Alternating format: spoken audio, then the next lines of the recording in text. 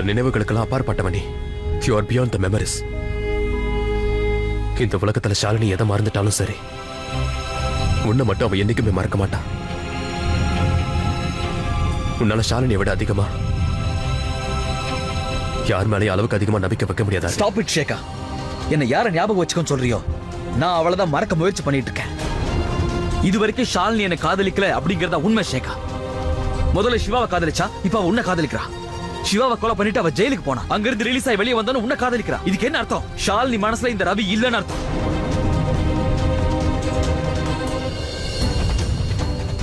இப்ப அவ என்ன தேடி வந்திருக்கானா, சின்ன வயசுல இருந்து எனக்கும் ஷாலினிக்கு ஏற்பட்ட நட்பு தான் காரணம். அவளுக்கு அவளுடைய பாஸ்ட் லைஃப் தான் ஞாபகம் இருக்கு. அதனாலதான் அவளுக்கு என்ன தெரியுது.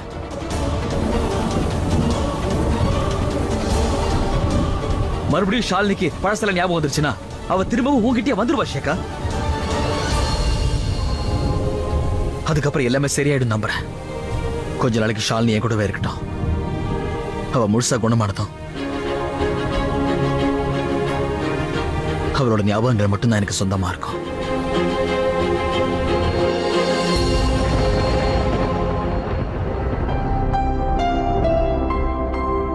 ரவி, ரவி,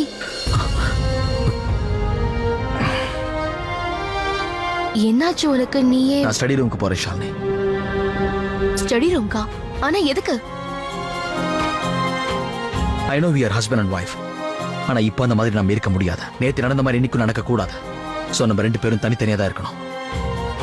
நான் உனக்கு மட்டும் இல்லை ஷாலினி, யாருக்குமே சொந்தம் இல்ல. என்னைக்குமே நம்ம ரெண்டு பேரும் ஒரே ரூம்ல ஒரே கட்டில ஷேர் பண்ணிக்க முடியாது ஷாலினி. நம்ம விதி அது இல்ல. ஆனா நேத்து நம்ம ரெண்டு பேரும் சேர்ந்து இருந்த மாதிரி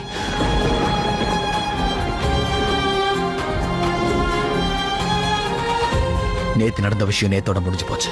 இங்க பாரு ஷாலினி, நம்ம ரெண்டு பேரோட உறவு எவ்வளவு தூரம் போக போகுது, அதோட ஃபியூச்சர் என்ன? இந்த கேள்விக்கான பதில் என்கிட்ட இல்ல Shalini. I am very confused.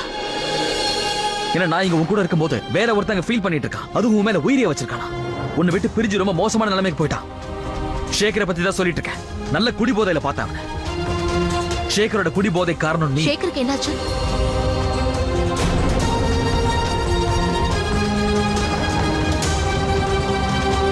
நேத்து அளவுக்கு அதிகமா குடிச்சிருந்தான் ஷேகர். ஆனா அவரு அங்க. எனிவேஸ், இப்ப நான் இங்க பேசிட்டு இருக்கிறது என்ன பத்தி. என்னால இங்க உன் கூட ஒரே ரூம்ல இருக்க முடியாது. உனக்கு உன் பழைய ஞாபகம் திரும்பி வர வரைக்கும் இப்படிதான் இருக்க போறேன். என்னால உன்னை இந்த ரூமை விட்டு வெளியே போக சொல்ல முடியாது. அதனால நானே போயிடுறேன். ஏன்னா நீ கட்டிக்க போறது ஷேகர, நான் கட்டிக்க போறது ரித்திகாவ. இந்த உண்மை உனக்கு தெரியாது ஷாலினி. நமக்குள்ள இருக்கிற தூரத்துல உன்னோட கோவம் இல்ல, உன்னோட அன்புதான் தெரியுது ரவி.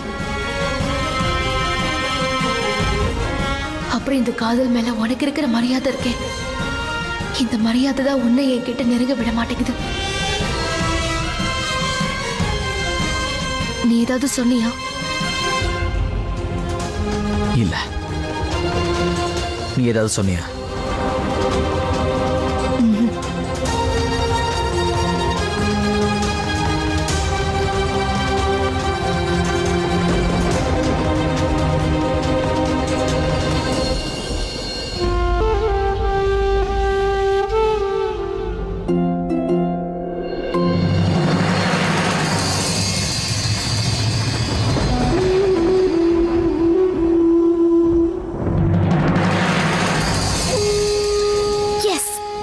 கிளம்பிட்டா.